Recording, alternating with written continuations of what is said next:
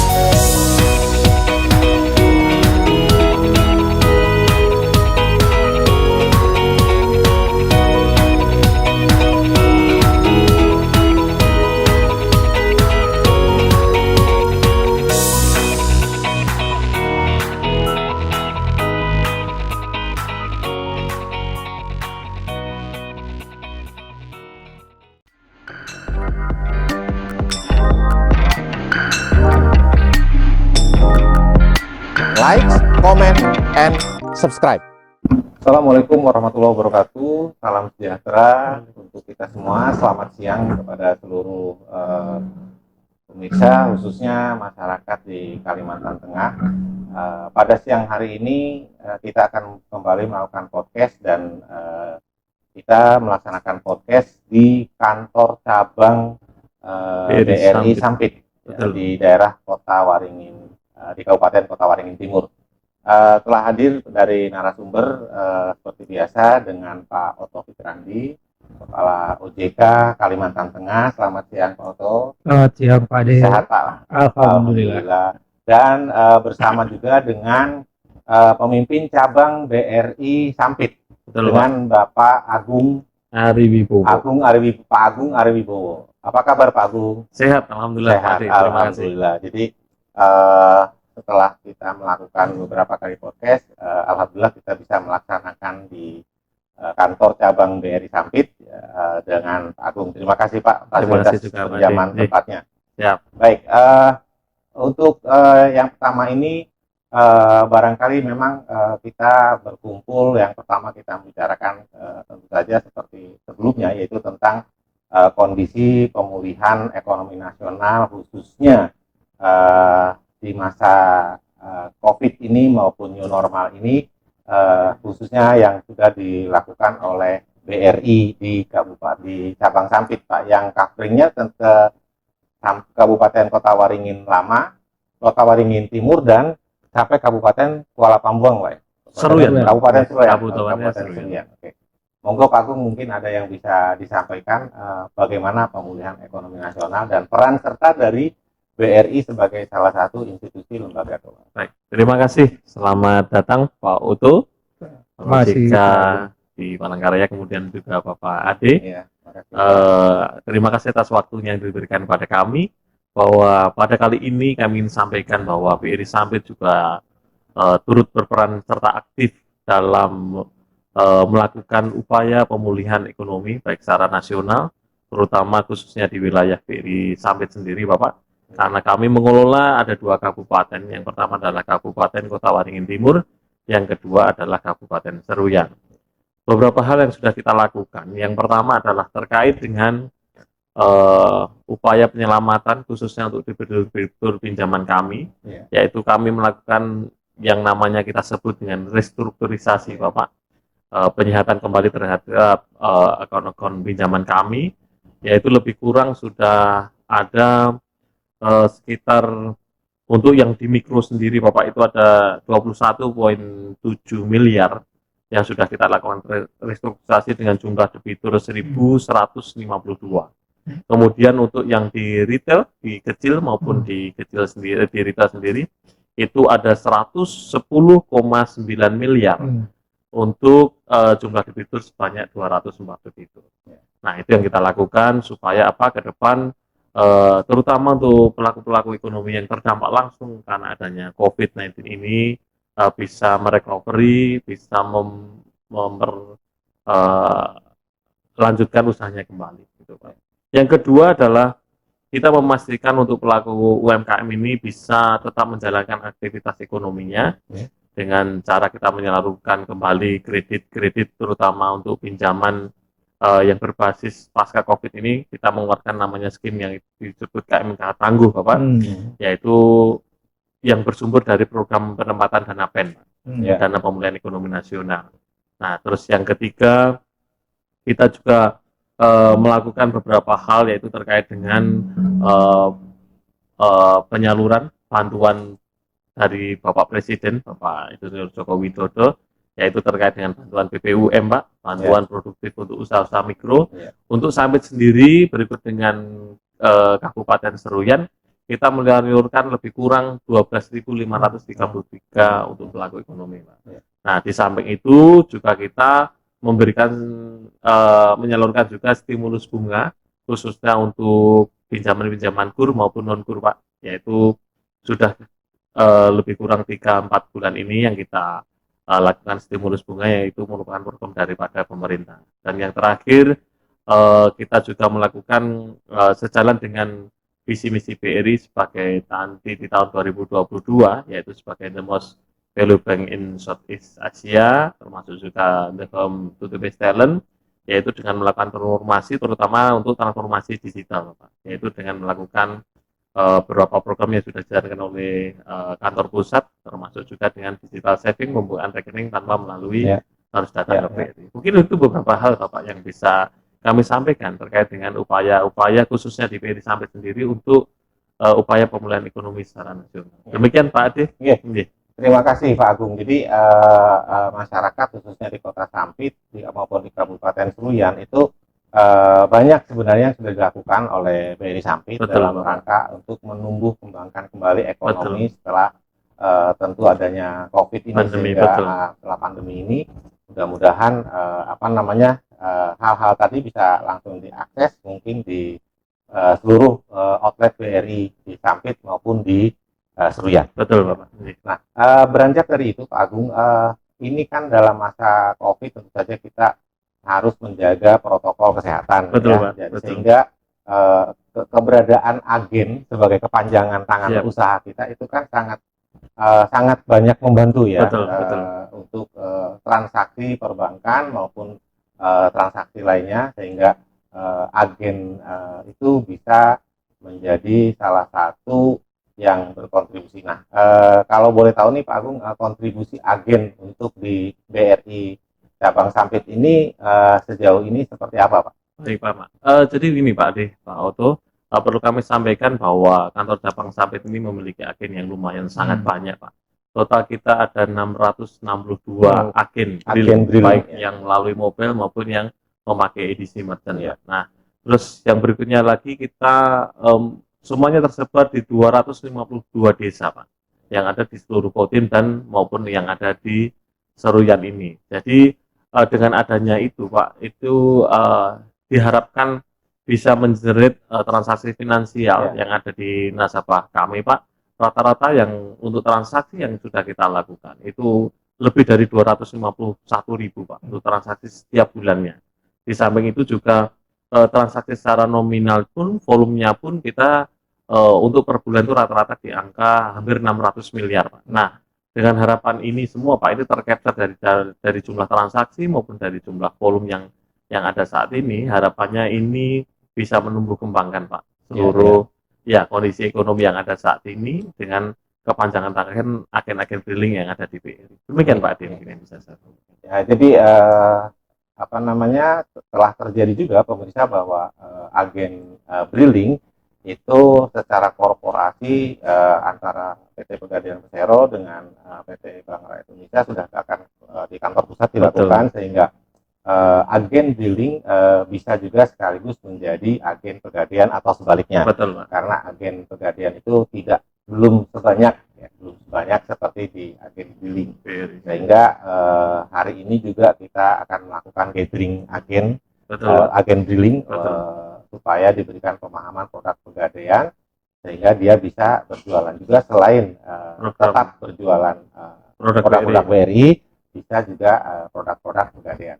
Nah, ini sebagai sekaligus bahan laporan nih Pak ke Pak Oto sebagai Kepala OJK Kalimantan Tengah bahwa ini sudah terjadi. Nah, apa tanggapan Pak Oto tentang kondisi seperti ini, Pak? Terima kasih Pak Ade. Saya kira ini sinergi yang sangat baik sekali, sinergi BUMN, dan memang terobosan yang dibutuhkan oleh masyarakat pada situasi pandemi COVID saat ini. Jadi sinergi-sinergi yang membawa manfaat bagi masyarakat, dan saya kira juga akan mengurangi kebingungan masyarakat karena banyaknya agen kan dari berbagai lembaga jasa keuangan sebagai perpanjangan tangan mereka. Nah, mungkin dengan sinergi yang dilakukan ini, dengan cukup satu agen dia bisa melakukan berbagai transaksi dari beberapa lembaga jasa keuangan, akan lebih memudahkan masyarakat atau lebih user friendly bagi masyarakat ketika mereka punya keperluan yang berbeda-beda tapi cukup datang ke satu agen. Saya kira ini manfaatnya. Nah, sinergi seperti ini sebenarnya juga sudah kami terapkan sebelumnya bersama-sama dengan lembaga jasa keuangan yang lain di kawasan food estate. Kami harap ke depan juga nanti sinergi antara Pegadaian dan BRI juga memasuki kawasan yang sudah ditetapkan jadi area food estate, sehingga lebih banyak masyarakat nantinya yang memiliki akses keuangan. Nah, paling tidak dengan bertambahnya fungsi atau kewenangan agen dalam melakukan transaksi yang lebih luas, saya kira ini juga di satu sisi bisa meningkatkan pendapatan agen itu sendiri, saya kira kan. Sehingga sinergi ini juga menjadi jawaban, salah satu jawaban saya kira bagi masyarakat untuk mendapatkan penghasilan lain di masa pandemi COVID ini. Mungkin itu Pak Ade. Jadi ada beberapa hal nanti yang akan dikerjasamakan, terutama karena perbedaan yang utama adalah Pegadaian dengan BRI adalah yang satu perbankan, yang satu non-bank, sama institusi lembaga keuangan yang memisahkannya itu. Nah, untuk nanti terjadinya gathering agen, mungkin ada beberapa produk nanti yang akan bersinggungan, tapi juga ada produk yang mungkin berbeda. Seperti misalnya di Pegadaian ada tabungan emas, ada produk yang namanya Arum Haji, yaitu pembiayaan ibadah haji melalui sistem gadai. Nah, ini sebagai salah satu instrumen investasi yang dilakukan. Tentu saja nanti dari BRI kan banyak juga Pak fundingnya untuk investasi di masyarakat. Menurut Pak Oto gimana ini Pak untuk terkait dengan masa COVID ini, dengan pola investasi yang ada, dan himbauan kepada masyarakat khususnya di Kalimantan Tengah terkait dengan investasi Pak? Ya, saya kira di situasi pandemi COVID ini memang lebih dibutuhkan pengelolaan keuangan yang lebih berhati-hati, terutama dalam menjalani kehidupan sehari-hari.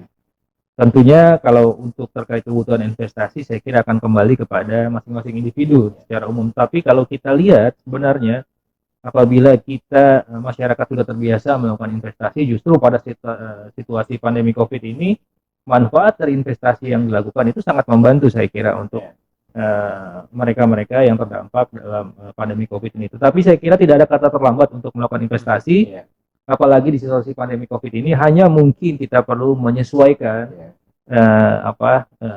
investasi kita di situasi pandemi COVID ini. Mungkin nominalnya lebih kecil, lebih dikurangi, sehingga bisa tetap melakukan investasi yang nanti tentunya manfaatnya akan kita peroleh di masa yang akan datang. Karena juga sama seperti di berbagai negara, saya kira sistem keuangan, kondisi perekonomian di berbagai negara juga disupport oleh sistem keuangan yang memiliki peranan yang sangat penting. Nah, investasi ini juga tentunya merupakan salah satu peran masyarakat dalam berkontribusi untuk mendorong perekonomian di negara kita.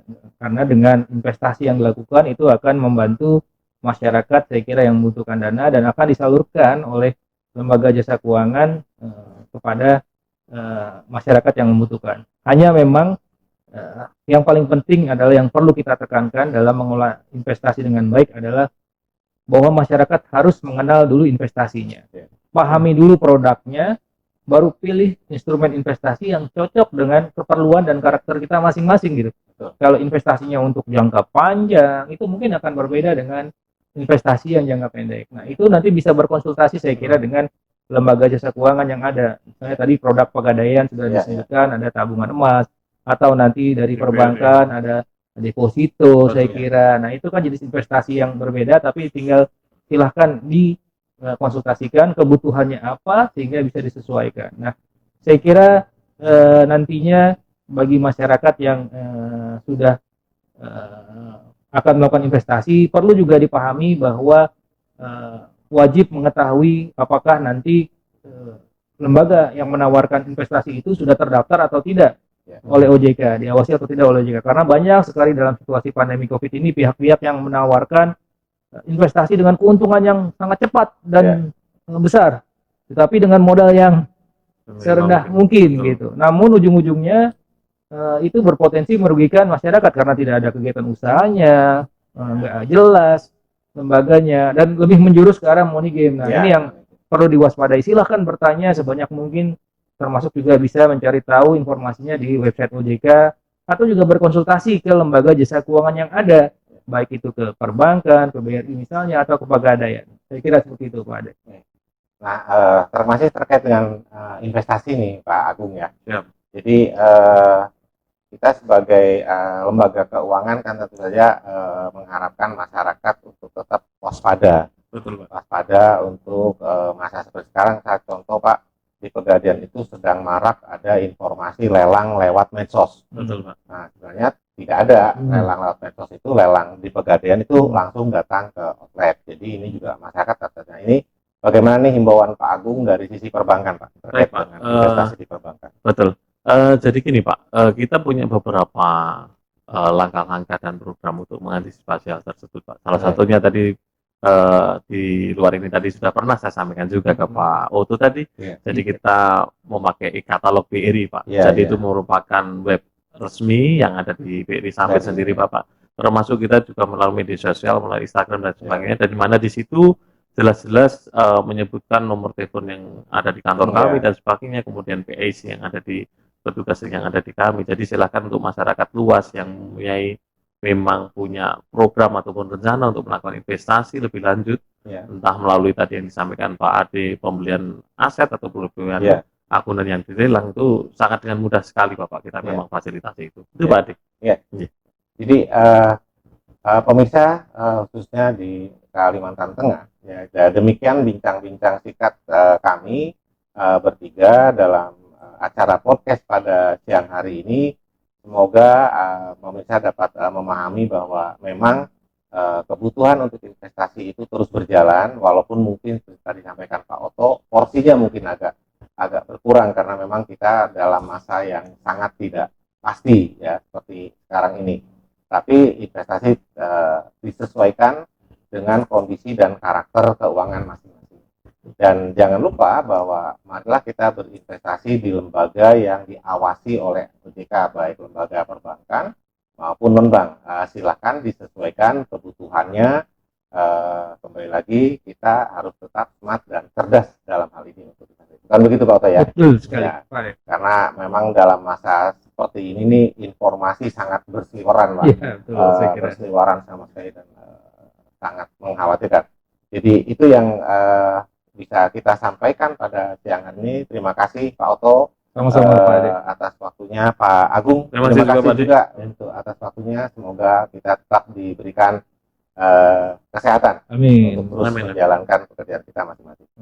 Nah, demikian pemirsa pada siang hari ini podcast kita tentang dalam rangka di bulan inklusi keuangan ya, BIK bulan November tahun 2020. Dari Kota Sampit kami mengucapkan Assalamualaikum warahmatullahi wabarakatuh. Waalaikumsalam warahmatullahi wabarakatuh.